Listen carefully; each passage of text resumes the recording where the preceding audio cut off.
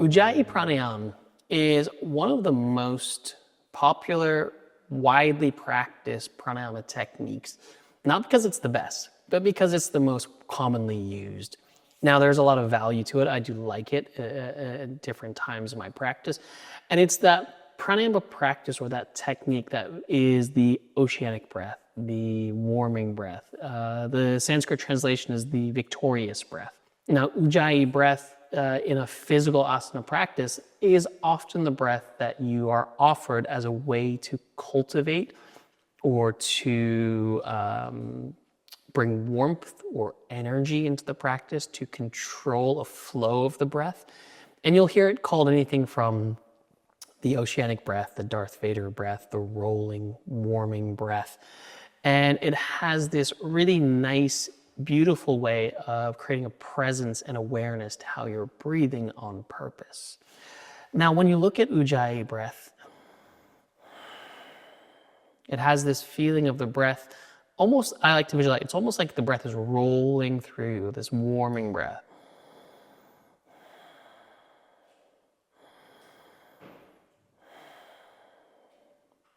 One of the ways that I remember hearing it once, which I don't think it's exactly right, but it's kind of like, it's a nice visual. It's almost like a tumble dryer where it's like rolling around nice and slow.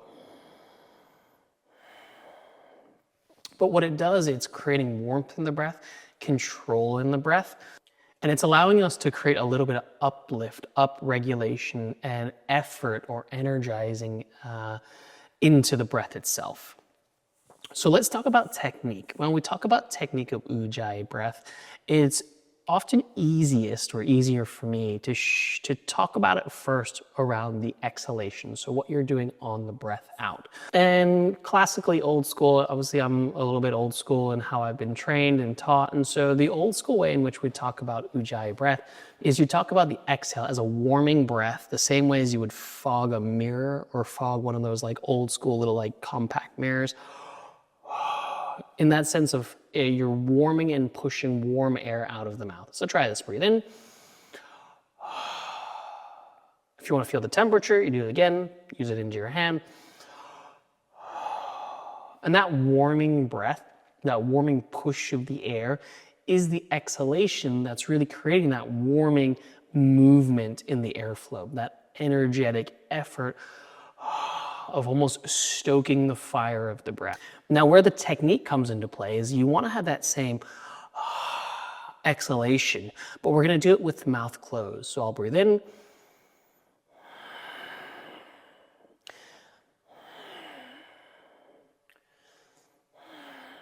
And you have that feeling of the warmth.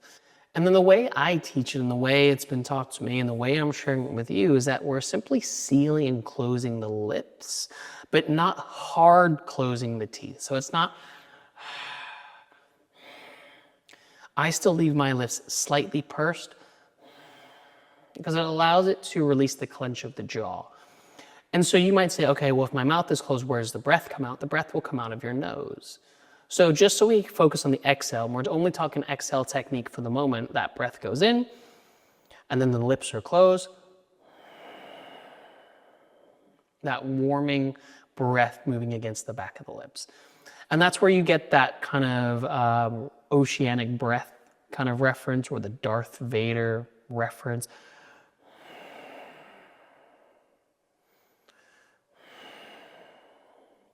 And because it's that sound, that breathing, kind of breathing through a mask sound. And that's kind of the technique that you use for the exhalation. Now let's talk about the inhalation, then we'll put the pieces together. When you talk about the inhalation, with your breath, it's so easy to default into a breath when you breathe in, where you have this feeling like the breath goes up. It's almost kind of that feeling, you know, like if you've ever had like a bite of wasabi when you've been eating sushi and you kind of get that tingly nasal sensation, and every time you breathe in, it feels like cold air is rushing up your nasal passage. It's that kind of same feeling of when you breathe without any intention or without any focus, you almost feel like you're breathing up towards your brain. When we're looking at Ujjāyī breath, and in many ways in good conscious breathing, we're breathing not up, but back. So it has this feeling of you're breathing through the nose towards the back of the throat. And when you do that, you're starting to create this this circular inhale effect of inhale, exhale, inhale through the nose, exhale out the back of the mouth.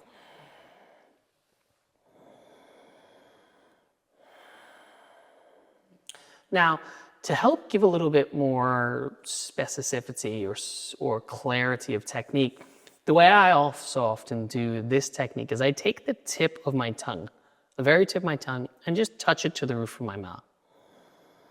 So it's the roof of my mouth, the top of the palate towards kind of like the top of the teeth, the top of the mandible. And what that does, it allows this drawing in effect and constriction into the glottis or the muscles at the base of the throat. Another way, which is a helpful way to understand it, is almost like this feeling of sipping in like a thick milkshake. So one way that I always teach it is if you place your finger in your mouth like it's a straw in a milkshake and you suck in, you'll feel this part of your throat constrict and the glottis will start to move and restrict the airflow. So you can try that, put your finger in your mouth like a straw and you inhale this way. So it's not as glamorous, it's not really like a photo for the internet, but it can feel like this.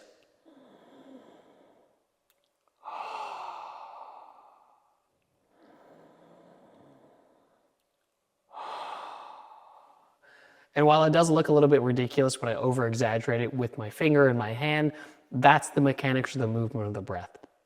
It's breathing in and breathing out. This warm, rich, oceanic sound. And so that becomes a little bit of our understanding of the technique for Ujjayi breath. And the reality is it's only ever going to make sense until you try, practice it, and you figure it out. The whole point of the technique isn't to force it or to make it effortful. It's not to make more work throughout your practice, but what it is there to do is to help regulate your breath, control your breath, focus your inhale, focus your exhale, and in turn it becomes something that's a little less overt and something that's more felt in its purpose. Now these days in a modern practice, some teachers, me being one of them, tend to side on the idea that you don't need to have an Ujjayi breath from the first breath to the last breath. If you've been practicing for 10, 20 years or longer, old school, I was first taught you breathe Ujjayi breath from the first breath to the last breath of your practice. You switch the breath on and then you do your physical practice and you switch it off. The reality is these days, and I've spent a little bit of time with different kind of experts, both in sleep science, in breath work, in breath science, and understanding that in most cases, and in the reality of how we live and how we show up every day, our breath's already dysregulated. We're already in a heightened state, just walking down the street, trying to cross the road and deal with the huge amount of emails that we have, the information coming at us, and just the surrounding sounds that just inundate our ears and eyes every day. And so there's this perspective that says, do we need that much breath control? Do we need that much breath energizing through the course of a 60, 75, 90-minute practice? And when you look at it through that perspective, perhaps not. What we do need is samadhi, even breath, purposeful breathing, conscious breathing, clearing breathing. But in its effect, Ujjayi breath does have its purpose and place in every practice that you need to control, that you need to energize, that you need to focus. So if I look at this in, let's say, a typical sequence of a class, I might have this during my sun salutations, might have this during my lunging practice, during the parts of the practice that's requiring effort, that's asking for focus, that's asking to step into presence, step into focus. Ujjayi breath might land really nicely there. In a sitting practice on its own, Ujjayi breath serves its purpose to warm the body, energize the body. If it's cold, if you're sitting in the morning, if you're about to go out and do something effortful or energetic, if I'm about to go run 5K or go hike a mountain, Ujjāyī Prāṇāyāma will do that and be a really helpful tool. But just so you have that context as well, and I think that's an important thing to mention along the way of learning these techniques. So that is Ujjāyī Prāṇāyāma, and that is a really great technique, an essential technique, and a foundational technique for all of the yoga practice. And hopefully this is a helpful way for you to have an understanding and a digestion of Ujjāyī Pranayama.